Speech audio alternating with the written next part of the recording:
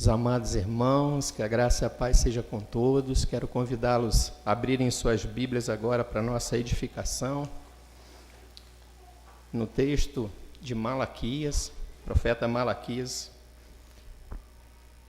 agora no capítulo 2, faremos a leitura dos versos 17 até o capítulo 3, verso 5.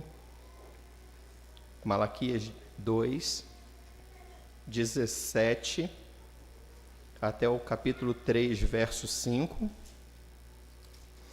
e depois o capítulo 4, de 1 a 6. Vamos lá? Malaquias, capítulo 2, versos 17 até o capítulo 3, verso 5, 2:17 até 3:5 e 4 de 1 a 6. Diz assim a palavra do nosso Deus: Enfadais o Senhor com vossas palavras, e ainda dizeis: em que o enfadamos?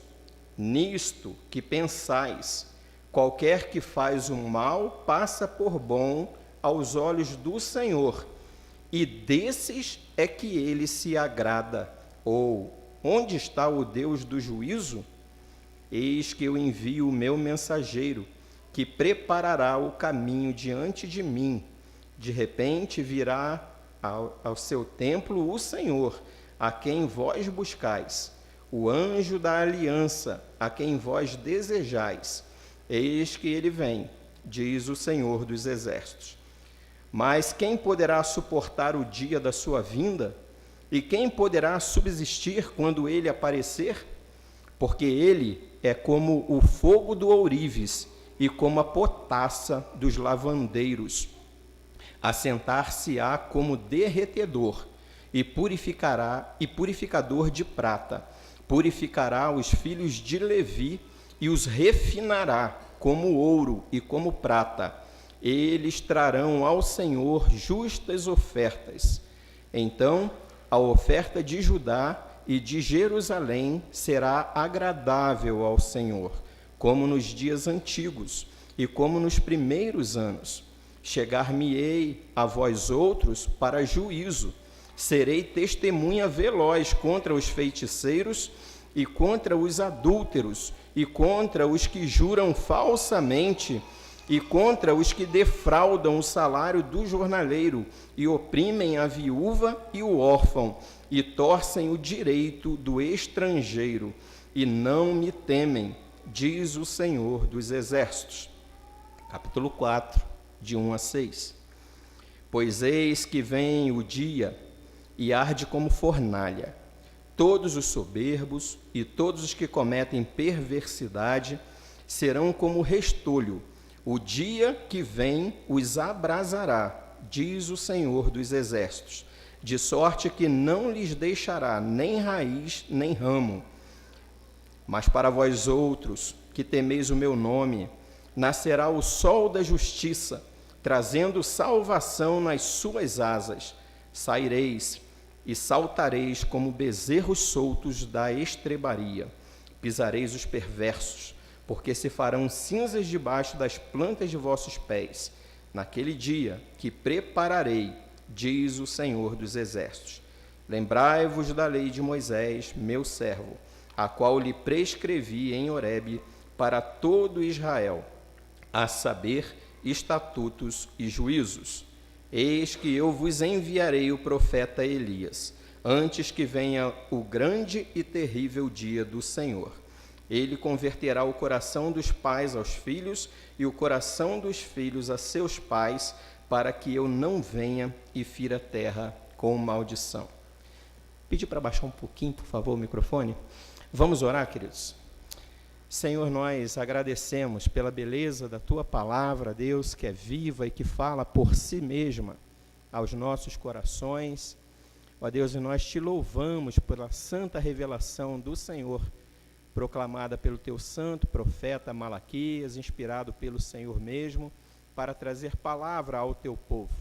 Ó Deus, que essa palavra que foi proferida ao Teu povo há tantos anos atrás, possa ficar vívida também em nossas mentes, porque ela é para cada geração, até que o Senhor venha. Então, que ela fale profundamente também a nós nessa noite, o teu povo aqui representado, em nome de Jesus. Amém. Meus irmãos, nós estamos falando, né, do Advento, a semana do Advento, né? Semana passada falamos ali, a primeira semana do Advento, e essa semana, a segunda semana do Advento. E se os irmãos forem lá atrás na sua Bíblia, vão ver lá, né, nas referências, que um dos textos sagrados, ali recomendado para leitura, nessa segunda semana do Advento, também é o texto do livro do profeta Malaquias. Advento é esperar, né, por algo, por alguém, e nós estamos aguardando o dia do Senhor. Advento lembrado outrora, 2024 anos atrás, quando o povo de Deus aguardava a vinda do Messias. Aquele era o período do Advento, o período em que aguardavam o cumprimento da profecia, a vinda de Jesus. E hoje nós celebramos, né, estamos no mês aí que celebramos o nascimento do Senhor Jesus, e 4 semanas antes nós vimos aí celebrando esse advento, essa expectativa, como se estivéssemos há 2024 anos esperando esse nascimento do nosso Messias, né? Nos reportamos ao ano de 2024 atrás. Então, hoje, nessa expectativa, queridos, como se Jesus vindo, Jesus chegando ao mundo, Jesus vindo para o seu povo, para o cumprimento da profecia, eu quero chamar os irmãos à atenção para refletirmos, porque hoje nós já vivemos um segundo advento, né? Já estamos na expectativa da segunda vinda.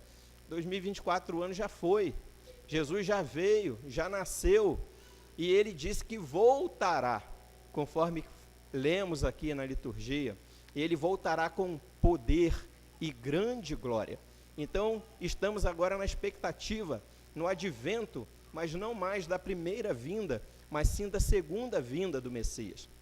No entanto, é importante retomarmos a história para entendermos que aqui eles estavam no aguardo desse Messias, da primeira vinda do Messias, na chegada do prometido Filho de Deus. E aqui no capítulo 4, verso 2, os irmãos leram aí, viram comigo: mas para vós outros que temeis o meu nome, nascerá o sol da justiça, trazendo salvação nas suas asas. Saireis e saltareis como bezerros soltos da estrebaria.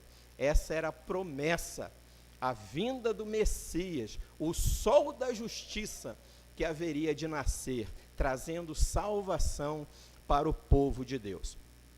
Então, era essa a expectativa, o cumprimento da profecia, da chegada daquele que é dito como o sol da justiça, ou seja, a justiça será feita, nada ficará oculto, nada ficará escuro. Ele é a luz do mundo, que veio para trazer justiça, que veio para trazer juízo, que veio para purificar toda a terra. Esse é o sol da justiça, que nada escapa à sua justiça. Ele é a verdadeira justiça, que veio para realmente aplicar todo o juízo de Deus sobre toda a terra e para se fazer justiça por nós e para nos justificar dos nossos pecados. Então, é deste Messias que o profeta está finalizando aqui o seu capítulo, né? São apenas 4 capítulos, profeta Malaquias, ele está finalizando então acerca desse sol da justiça que haveria de vir. Mas eu gostaria de chamar os irmãos então para voltarmos à história cronológica, para que a gente possa compreender muito bem esse contexto de Malaquias. Bom, os irmãos estão vendo aqui que é o último, né, livro do Antigo Testamento. O profeta Malaquias é o último profeta do Antigo Testamento, né? O último profeta, na verdade, é João Batista, que ainda vem em cumprimento ao Antigo Testamento. Mas falando do livro, do registro como Antigo Testamento, o último profeta é Malaquias. Então, é importante que vejamos o contexto histórico, a cronologia dos fatos, para que a gente entenda por que ele está falando desta forma. Esse livro ele inicia dizendo que é palavra de juízo de Deus contra o seu povo. Deus está levantando o profeta Malaquias, trazendo palavra de juízo, e ele não está trazendo essa palavra de juízo contra os outros povos, é palavra de juízo para o povo de Deus. Que povo é esse? Que povo é esse de Israel que está aqui? Em que contexto esse povo se encontra? Então, se nós nos lembrarmos dos reis, o homem segundo o coração de Deus, né, o homem levantado por Deus, Davi, a história vai nos mostrar que Davi viveu 1000 anos antes de Cristo, né, aproximadamente aí 1000 anos antes de Cristo. E Davi fez aquilo que era reto diante do Senhor. Davi foi um homem segundo o coração de Deus. Mas os irmãos vão se lembrar que após a morte de Davi, o sucedeu Salomão, que ergueu o templo de Jerusalém. Então nós estamos falando aí desse tempo, né, de 1 milênio antes de Cristo. E aí depois de Salomão, o reino é dividido, o povo de Israel é dividido. E das 12 tribos, 10 tribos de Israel vão para o reino, são levados cativos pelos assírios, né? Então eles são levados cativos, em torno aí do ano 722 antes de Cristo. Lembrando que vem regredindo o tempo, né? Até chegar no ano 0. Então, 1000 anos, Davi. 722, o reino do norte já é levado cativo pelos assírios. E o reino do norte, as 10 tribos de Israel, se perdem, desaparecem, se misturam com outros povos. E a identidade deste povo é totalmente perdida. Acabou. As 10 tribos de Israel desaparecem no meio de outros povos. E o tempo continua. E Deus levanta profetas para que o reino do sul, se o reino do norte foi levado pelos assírios, as 10 tribos foram levadas pelos assírios, Deus agora levanta com muito empenho profetas, homens de Deus, para falar para as únicas 2 tribos que restaram, a tribo de Judá e a tribo de Benjamim, que profecia era, o filho seria da onde? O leão da tribo de Judá, viria da tribo de Judá, o filho, o Messias, o filho de Deus, o salvador do seu povo, nasceria da tribo de Judá, o reino do sul, que não tinha sido levado cativo ainda. Então Deus levanta os profetas para falar para essas 2 tribos, para que eles se arrependam dos seus pecados, porque senão, assim como o reino do norte, eles também seriam levados para o cativeiro, eles também seriam destruídos. E os profetas são levantados, e temos Isaías, temos Jeremias, e temos Daniel, e temos todos os profetas ali falando, e esse povo não se arrepende do seu pecado, e esse povo continua na prática pecaminosa. E aí então a gente vai chegar aí, em cerca do ano 587, por aí, o povo do sul, Jerusalém é totalmente destruída. O templo de Jerusalém é totalmente destruído. O povo é levado cativo para a Babilônia por Nabucodonosor. Então, depois de 70 anos de cativeiro, cumprindo, né, a profecia de Jeremias, lá no capítulo 25, verso 11, onde Jeremias falou para este povo, depois que não tinha mais jeito, veio a sentença de Deus dizendo para aquele povo, 25:11 Jeremias, toda esta terra virá a ser um deserto e um espanto. Estas nações servirão ao rei da Babilônia 70 anos. E o povo é levado, então, cativo para a Babilônia. Aí Jerusalém é totalmente destruída no ano 587. E eles estão lá agora cativos na Babilônia. E por lá eles ficam durante 70 anos. Lá dentro do cativeiro babilônico, Deus levanta os profetas, Deus levanta Ezequiel, Deus levanta Daniel, lá eles falam, eles mostram para o povo, né? Daniel fala, a nós só nos cabe corar de vergonha. Nós estamos aqui pelos nossos pecados. Mas Daniel, ele não se sujeitou a se contaminar com as iguarias do rei. Daniel foi lançado na cova dos leões. Sadraque, Mesaque, Abidnego foram lançados na fornalha do fogo. O Senhor os livrou. O Senhor esteve com aqueles que lhes foram fiéis. O Senhor honrou o seu povo.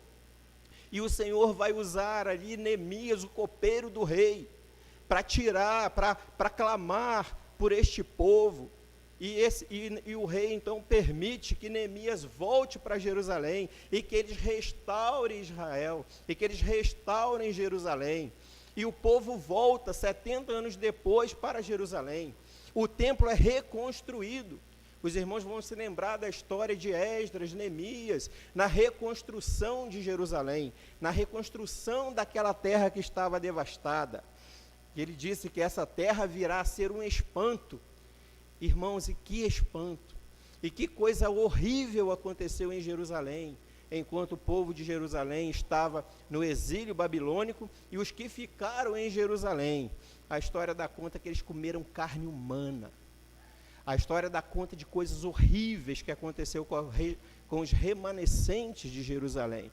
A terra estava assolada, a terra estava tomada por conta do pecado do povo, mas homens íntegros, homens de Deus, como Daniel, no exílio, se quebrantavam, abriam as janelas para Jerusalém, oravam ao Deus do céu, clamando ao Deus do céu, reconhecendo que eles estavam ali por causa do pecado do povo, e se quebrantavam diante de Deus, e pedindo misericórdias a Deus, mas já sabendo da redenção do povo de Deus, que a profecia era de 70 anos, eles seriam restaurados. O que Deus queria desse povo é que diante dessa profecia de 70 anos de cativeiro, o povo reconhecesse as suas misérias, o povo reconhecesse a sua maldade, o povo reconhecesse que eles eram pecadores e que assim como Daniel confessou, todo o povo deveria confessar, nós estamos aqui pelos nossos pecados, a nós só nos cabe corar de vergonha. Mas esse povo regressa para Jerusalém 70 anos depois. Então o povo continua a viver ali. E então no ano 500, lembrando Davi, 1000 anos antes, tudo isso acontece. O povo que tinha como rei Deus, o povo abandona o seu Deus, o seu rei, e clama para si um povo. Não foi isso que aconteceu lá com Samuel, antes mesmo de Davi? Lá antes, quando havia só juízes. Então ali começa o povo a se separar do seu Deus, desde quando eles pedem o rei. Mas Deus levanta Davi, um homem segundo o seu coração. Mas esse povo continua rebelde. E esse povo abandona o seu verdadeiro rei. E se corrompe, os reis se corrompem. Os reis corrompem os povos, o povo de Deus. E esse povo então é levado, o reino do norte é destruído, reino do sul levado cativo, e volta. Então agora Deus usa no ano 500 o profeta Malaquias. Malaquias ele vai profetizar do ano 500 até o ano 450, caindo aí, né? Então ele vai profetizar aí durante 50 anos para este povo que não aprendeu, povo rebelde, que não fez como Daniel, que não fez como Sadraque, Mesaque e Abidnego, mas se contaminaram com outros povos, se contaminaram com ídolos, abominaram, afastaram-se das suas esposas, né? A palavra de Deus ali vai falar do repúdio, repudiaram as suas esposas, divorciaram-se, adulteravam com outras mulheres de outros povos, se contaminaram todos. Então, o profeta Malaquias, ele vem para falar aqui de 7 pontos, que ele vai falar sobre o amor do Senhor por Jacó. Primeiro Deus começa falando o quanto ele amava Jacó, lembrando aí das tribos de Israel, e mais especificamente da tribo de Judá, desse reino. Vai falar que o Senhor repreende os sacerdotes, Os sacerdotes que não estavam sacrificando, não estavam oferecendo culto agradável a Deus, estavam contaminando, estavam profanando o culto a Deus. Vai falar da condenação ao repúdio da própria esposa, do matrimônio com estrangeiros. Vai falar então, aqui no texto que nós lemos, do dia do juízo, que o dia do juízo se aproxima. Vai falar então do pagamento dos dízimos, que eles roubavam a Deus nos seus dízimos, ou seja, tanto nas ofertas profanadas, quanto na entrega dos dízimos, eles profanavam o culto a Deus, roubavam do Senhor, ofereciam animais coxos para o Senhor, não entregavam os seus dízimos ao Senhor. Então eles profanavam, lembrando que eles voltaram do cativeiro, o templo foi reconstruído, o Deus estava presente no meio do seu povo, e esse povo abandona o seu Deus, de novo. E aí ele vem falar sobre então o justo e o mal. Então Malaquias, Deus através de Malaquias vai falar sobre a diferença entre o justo e o mal, entre homens como Daniel e homens como esse povo pervertido, corrupto, e que acusavam a Deus, apontavam o dedo para Deus. É isto que esse povo está fazendo, é contra isto que a ira de Deus vem. E aí ele termina então com o advento, propriamente dito, falando do advento do dia do Senhor. O amor do Senhor por Jacó, o Senhor repreende o sacerdote, condenação ao repúdio, o dia do juízo se aproxima, pagamento dos dízimos, o justo e o mal, e o advento, o dia do Senhor. Então é neste contexto que nós estamos. E aí, irmãos, quando a gente olha então para essa situação, a gente precisa olhar que povo de Israel é esse? Que povo é esse que voltou do cativeiro babilônico? Quantos eram? Quem eram este povo?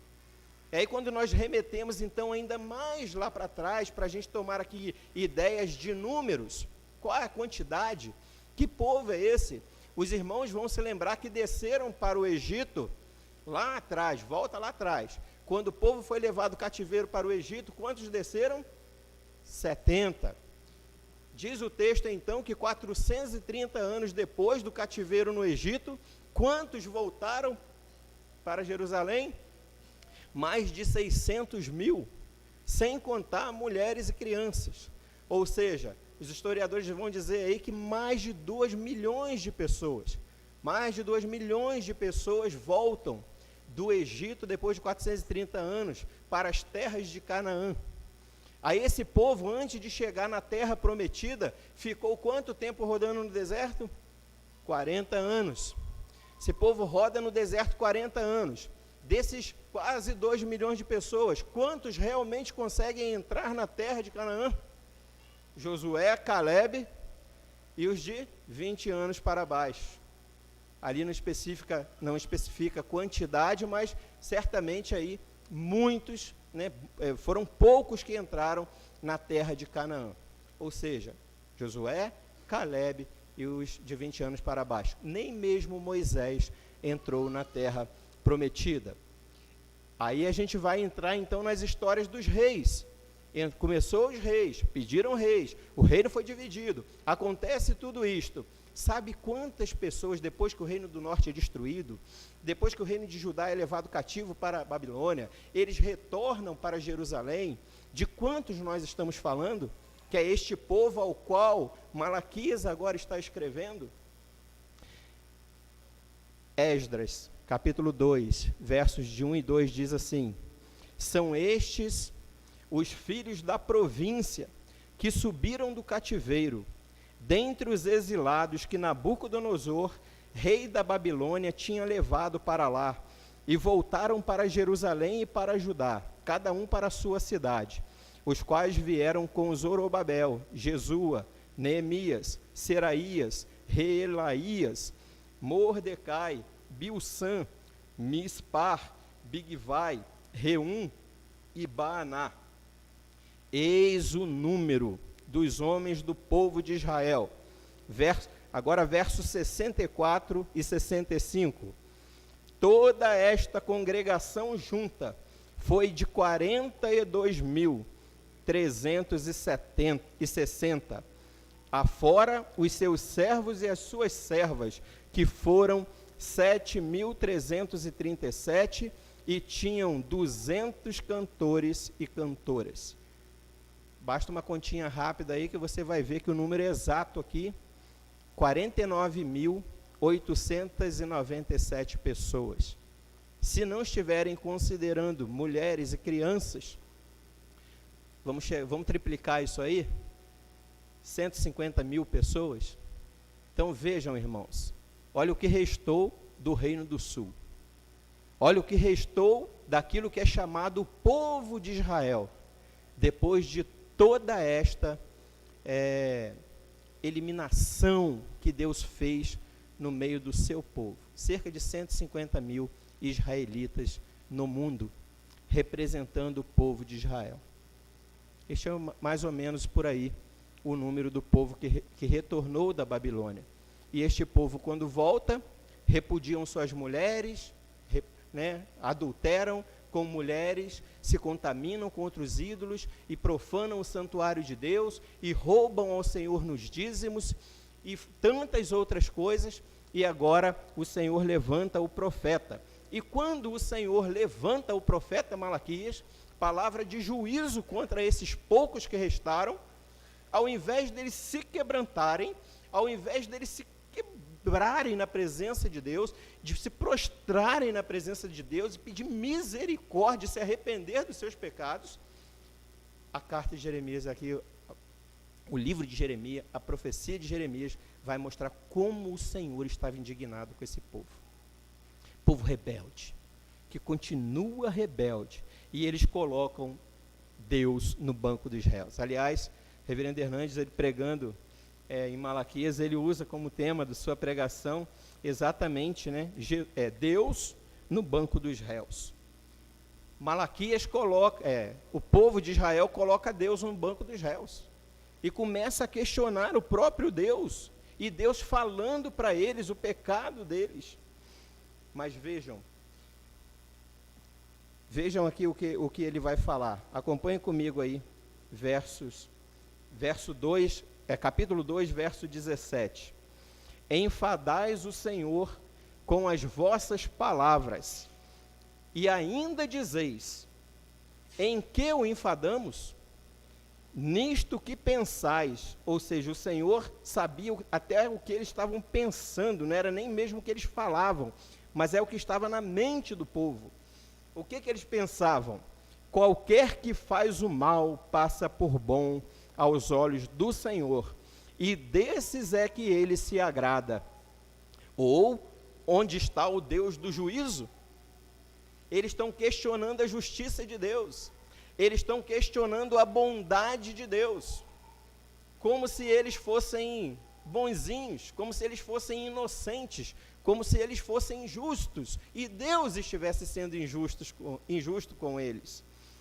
Então, meus irmãos, olha o que aí no capítulo 1, verso 2, se você voltar aí um pouco comigo, para você entender por que o Senhor estava enfadado com eles, olha o que o capítulo 1, verso 2 diz: eu vos tenho amado, diz o Senhor, mas vós dizeis: em que nos tem amado? Imagina um Deus de tudo que fez por esse povo, e nós conhecemos muito bem a história desse povo, questionar o amor de Deus por eles. Questionando o amor de Deus. Em que vos tenho amado? Essa palavra enfadonha os ouvidos de Deus, diante de tudo que Deus já havia feito. Ainda no capítulo 1, versos 6 a 8. E se eu sou o Senhor, onde está o respeito para comigo? Diz o Senhor dos exércitos a vós outros, ó sacerdotes, que desprezais o meu nome. Vós dizeis, olha, eles sempre questionando a Deus, colocando Deus no banco dos réus: em que desprezamos nós o teu nome? Ofereceis sobre o meu altar pão imundo. Aí Deus tem que mostrar para eles: ofereceis sobre o meu altar pão imundo, e ainda perguntais: em que te havemos profanado? Nisto que pensais: a mesa do Senhor é desprezível. quando trazeis animal cego para os sacrifícios, não é isso mal? E quando trazeis o coxo ou o enfermo, não é isso mal? Ora, apresenta-o ao teu governador, acaso terá ele agrado de ti e te será favorável? Diz o Senhor dos Exércitos. Irmãos, veja que Deus tem que ficar falando para eles aquilo que eles faziam e eles dizendo que o que fizemos? O Senhor está falando para ele, pega isso aí que você está oferecendo para mim, o Deus de toda a terra, o Senhor dos Exércitos, o Deus que deu a lei de Moisés para vocês, que vocês sabem muito bem o que eu requero que vocês apresentem a mim, animais puros, animais perfeitos, sadios, macho de 1 ano, sem defeito. Apresenta isso que vocês estão apresentando para mim, para o teu governador. Vai lá, vê se ele aceita isso aí que você está apresentando para ele. Vocês me enfadam. Vocês me enfadam com as ofertas, com o culto, com o que vocês fazem diante de mim. Capítulo 3, versos 7 e 8. Desde os dias de vossos pais, vos desviastes dos meus estatutos, e não os guardastes. Tornai-vos para mim, e eu me tornarei para vós outros, diz o Senhor dos Exércitos. Olha o que eles dizem, mas vós dizeis, em que havemos de tornar? Roubará o homem a Deus? Resposta do Senhor, todavia, vós me roubais e dizeis, em que te roubamos? Nos dízimos e nas ofertas. Irmãos, como que o povo pode chegar diante de Deus desse jeito? Fazendo tudo aquilo que é abominável diante de Deus, não obedecendo, não honrando, não cumprindo as leis, não cumprindo os mandamentos, e ainda ter coragem de alçar a voz a Deus para falar alguma coisa em sua justiça que não há. Falta de humildade, irmão, soberba, arrogância. Sabe, é achar que Deus tem que aceitar qualquer coisa. Deus, qualquer coisa que eu fizer, é Ele que se agrade, aceite, se contente com isso. Você apresenta isso para o teu governador? Você apresenta isso para o teu marido, para a tua esposa? Você dá isso de presente para o teu filho? Entregando lixo para Deus. Lixo para Deus. O que nós temos ofertado a Deus, meus irmãos? O que nós temos apresentado ao Senhor? Capítulo 3, ainda verso de 13 a 15. As vossas palavras foram duras para mim, diz o Senhor. Olha o que eles dizem, mas vós dizeis, que temos falado contra ti? Vós dizeis, inútil é servir a Deus, que nos aproveitou termos cuidado em guardar os seus preceitos e em andar de luto diante do Senhor dos Exércitos. Ora, pois, olha o que eles falam, irmãos, nós reputamos por felizes os soberbos. Também os que cometem impiedade prosperam. Sim, eles tentam ao Senhor e escapam. Eles estão acusando Deus de impunidade, Deus de ser injusto, Deus de ser perverso com eles, e acatar e aceitar todos do mal, todos os ímpios. Ele está fazendo aqui como o salmista Asaf. Os irmãos lembram do Salmo 73 de Asaf? O que diz lá o Salmo 73 de Asaf? Com efeito, Deus é bom para com Israel, para com os de coração limpo. Quanto a mim, porém, quase me resvalaram os pés. Pouco faltou para que se desviassem os meus passos, pois eu invejava os arrogantes ao ver a prosperidade dos perversos.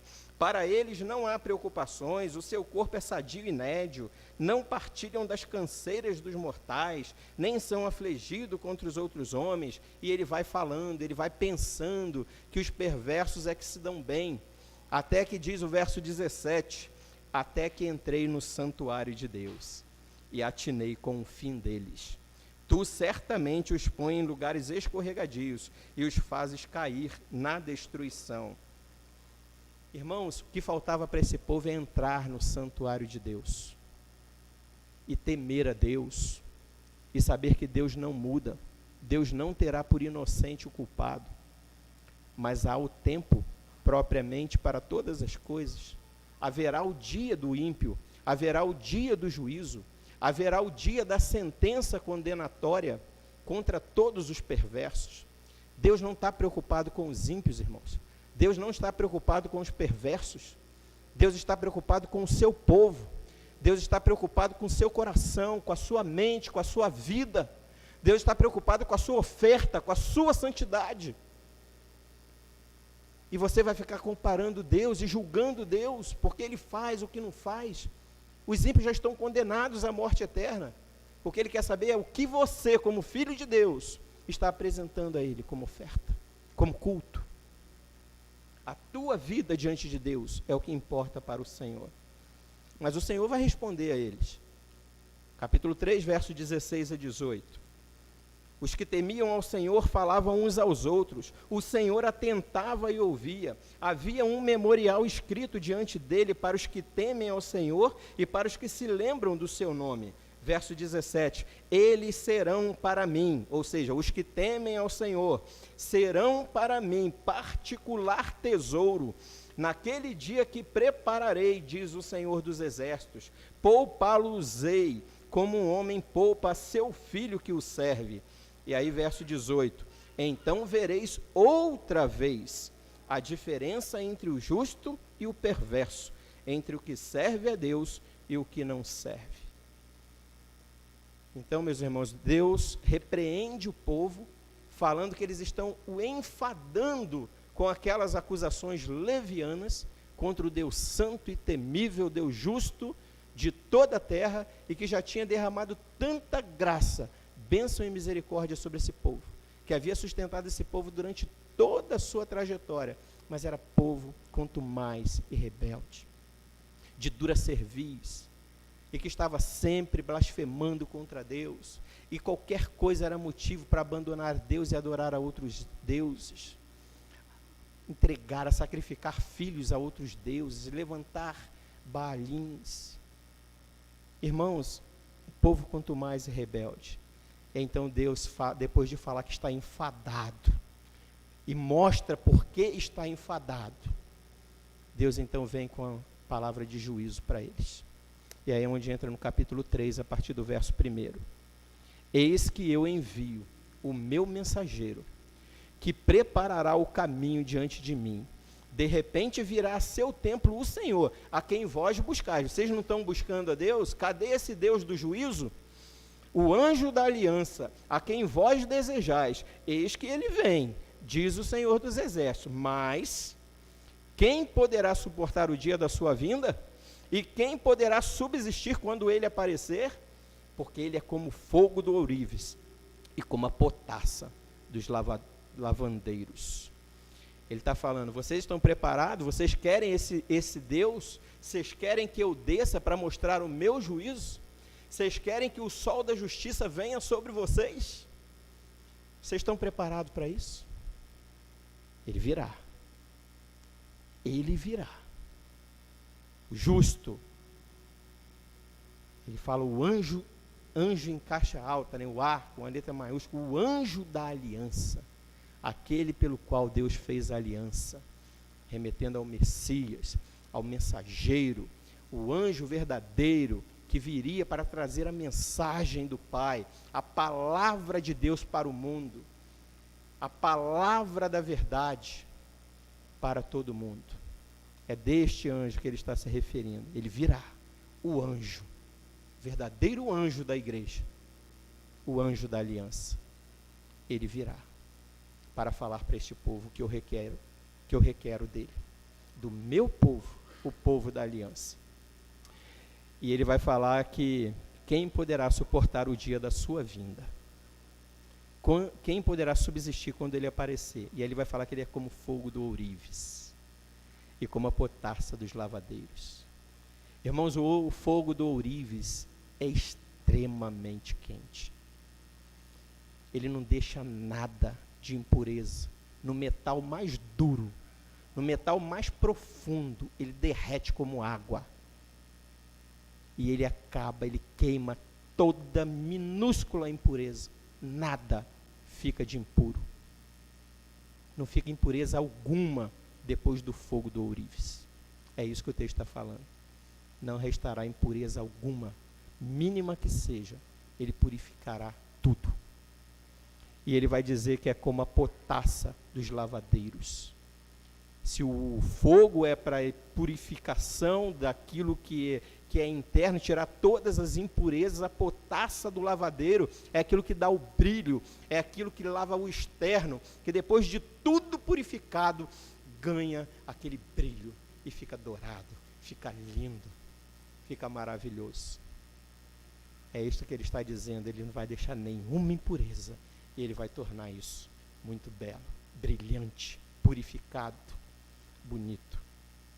Ainda no verso 3 do capítulo 3, assentar-se-á como derretedor e purificador de prata, purificará os filhos de Levi e os refinará como ouro e como prata.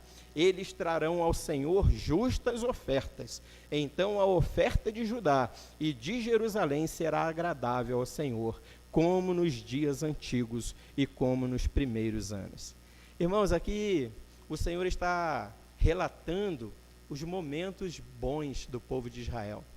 Os irmãos vão se lembrar que quando Josué libertou o povo de Israel, quando eles conseguem entrar na terra prometida, na Canaã terrena, e aquele povo santo que Deus escolheu para que entrasse na sua boa e deleitosa terra, quando Josué fala, escolhei hoje a quem sirvais, eu e a minha casa serviremos ao Senhor. E todo o povo disse o quê?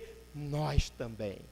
E ali houve um momento, irmãos, de lua de mel. É aquilo que vislumbra um pouco o que será a igreja gloriosa na presença do seu Salvador. Foi um breve momento, um hiato na história do povo de Israel com o seu Deus, onde o povo realmente se quebrantou diante de Deus, onde o povo realmente se entregou a Deus, onde o povo realmente apresentava suas ofertas pacíficas, ofertas que agradavam ao Senhor, que chegavam diante dele como aroma suave, e que o Senhor dava-lhe leite e mel. Era terra boa, terra que emana leite e mel, e o povo desfrutou desse momento, desse ato da história com Deus, de comunhão com ele. E ele está falando, eu vou fazer isso de novo. O meu mensageiro virá, o anjo da aliança virá, e ele vai purificar esse povo. E ele diz então que esse povo, os filhos de Levi, representando aqui os sacerdotes, aqueles que são responsáveis por oferecer culto a Deus, os filhos de Levi, os refinará como ouro e prata. É esse povo que ele vai fazer. Então a oferta de Judá, o povo escolhido de Deus, da tribo de Judá, que viria aquele, da descendência dele, que viria aquele que abençoaria todas as nações, a oferta de Judá e de Jerusalém será agradável ao Senhor, como nos dias antigos, como nos primeiros anos. Verso 5, chegar-me-eis a vós outros para juízo. Quem vai chegar? É o povo estrangeiro? É o povo de Deus. Aqueles que não temem a Deus, que estão profanando o culto a Deus, chegar-me-ei, o Senhor se chegará a eles, chegar-me-ei a vós outros para juízo.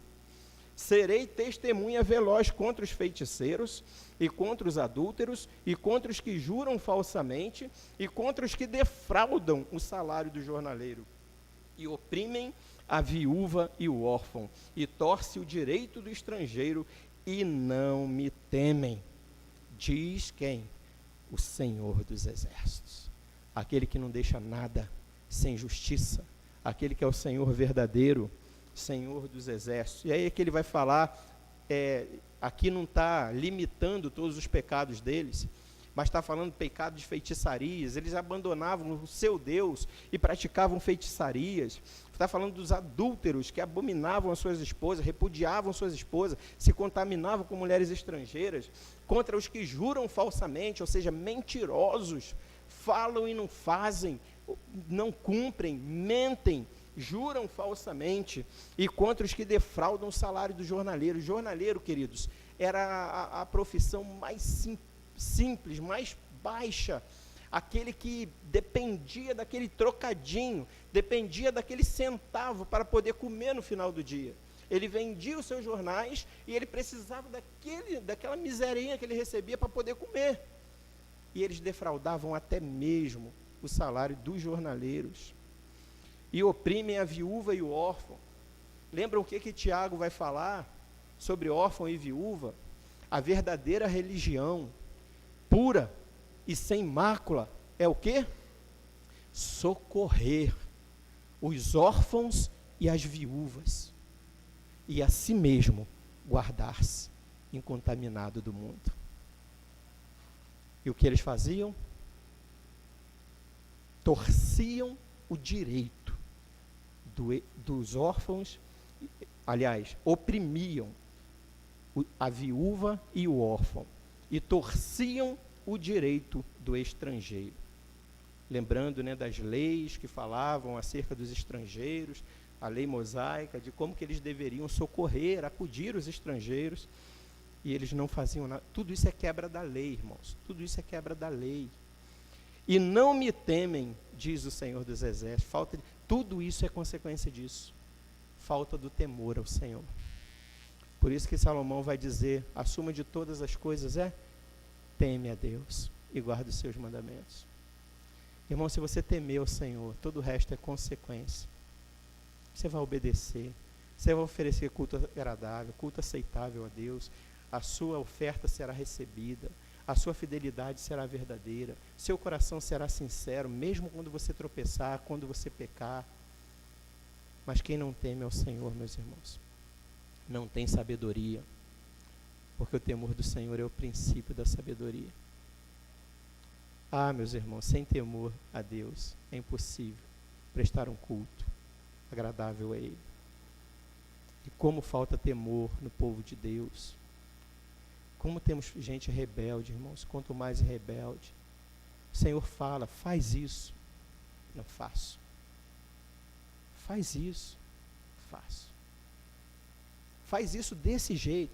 Faço isso, mas desse jeito. Isso não é temor, irmãos. Temor é fazer tudo o que Deus quer, da forma que Deus ordena. E se arrepender quando não estiver fazendo. E não falar como, o que temos feito, o que temos feito, o que temos deixado de fazer, em que te fraudamos, em... Falta de conhecimento da palavra, no mínimo.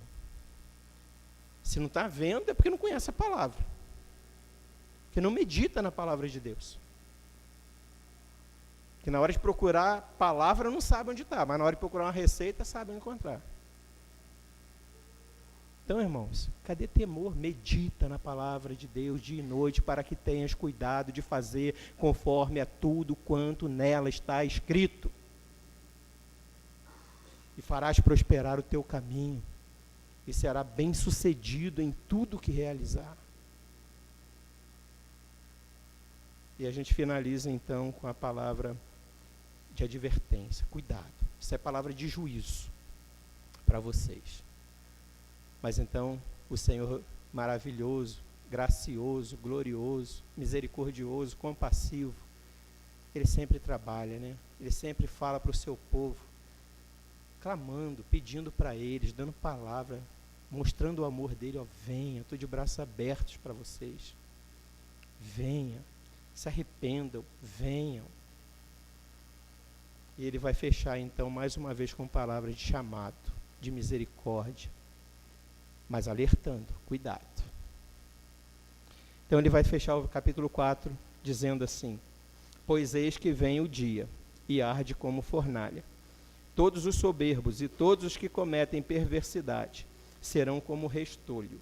O dia que vem os abrasará, ou seja, virará brasa, diz o Senhor dos Exércitos, de sorte que não lhes deixará nem raiz nem ramo. Mas para vós outros que temeis o meu nome, é para estes que nascerá o sol da justiça, trazendo salvação nas suas asas. Saireis e saltareis como bezerros soltos da estrebaria. Pisareis os perversos, porque se farão cinzas debaixo das plantas de vossos pés. Naquele dia me prepararei, aquele dia que prepararei, diz o Senhor dos Exércitos.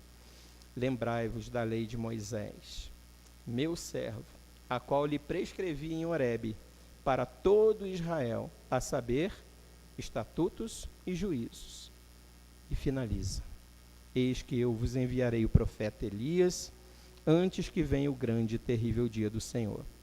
Ele converterá o coração dos pais aos filhos, o coração dos filhos a seus pais, para que eu não venha e fira a terra com maldição. A misericórdia de Deus, mais uma vez, sendo manifestada, irmãos. Ele mandará o sol da justiça. E aí a gente tem o cumprimento disso. Os irmãos sabem bem, quando vira a página aí. Então, se a gente falou que Malaquias está profetizando do ano 500 até o ano 400, os irmãos vão se lembrar que depois ainda teve 400 anos de silêncio. 400 anos de silêncio até que Jesus viesse. E a gente chega no ano 0. O sol da justiça. Precedido por João Batista. Mateus 17, 10 a 13. Mas os discípulos o interrogaram: por que dizem, pois, os escribas ser necessário que Elias venha primeiro? Então Jesus respondeu: de fato, Elias virá e restaurará todas as coisas. Eu, porém, vos declaro que Elias já veio e não o reconheceram, antes fizeram com ele tudo quanto quiseram. Assim também o Filho do Homem há de padecer nas mãos deles. Então os discípulos entenderam que lhes falara a respeito de João Batista. E ainda em Mateus, capítulo 3, de 1 a 10, os irmãos conhecem bem essa passagem, que vai falar que naqueles dias apareceu João Batista pregando no deserto da Judéia e dizia, o que ele falava para esse povo rebelde, lembrando que ele está falando aqui para este povo. Lembra que Malaquias fechou o Antigo Testamento, profetizando contra esse povo que acabamos de ouvir? Agora vem então, 400 anos depois, João Batista falando para os remanescentes deste povo essas palavras: arrependei-vos, porque está próximo o reino dos céus, porque este é o referido por intermédio do profeta Isaías, voz do que clama no deserto, preparai o caminho do Senhor, endireitai as suas veredas. E aí vai falar das características de João, como que ele vivia, e ele vai no verso 8, produzir, pois, frutos dignos de arrependimento, e não comeceis a dizer entre vós mesmos, temos por pai a Abraão, porque eu vos afirmo que destas pedras Deus pode suscitar filhos a Abraão. Já está posto o machado à raiz das árvores, toda árvore, pois, que não produz bom fruto, é cortada e lançada ao fogo. Então, mais uma vez, irmãos, vem aqui o chamado à conversão, chamado à confissão, chamado ao arrependimento, para voltar para os caminhos do Senhor. Deus é esse Deus gracioso, está sempre chamando o seu povo ao arrependimento. Mas aqui ele está dizendo que eles não deveriam se enganar, porque os filhos de Abraão não são os da carne. Os filhos de Abraão são os da fé, aqueles que Paulo vai dizer lá em Romanos, capítulo 9, de 6 a 13. Não pensemos que a palavra de Deus haja falhado, porque nem todos os de Israel são de fato israelitas, nem por serem descendentes de Abraão são todos seus filhos, mas em Isaque será chamada a tua descendência, isto é, estes filhos de Deus não são propriamente os da carne, mas devem ser considerados como descendência os filhos da promessa, porque a palavra da promessa é esta: por este tempo virei, e Sara terá um filho, e não ela somente, mas também Rebeca, ao conceber de um só, Isaque, nosso pai. E ainda não eram gêmeos nascidos, nem tinham praticado bem ou mal, para que o propósito de Deus quanto à eleição prevalecesse, não por obras, mas por aquele que chama. Já fora dito a ela: o mais velho será servo do mais moço, como está escrito: amei Jacó, porém me aborreci de Esaú. Então Paulo é bem enfático naquilo que João Batista já havia anunciado, né, que não é desses filhos de Abraão, são esses filhos da promessa, Isaque.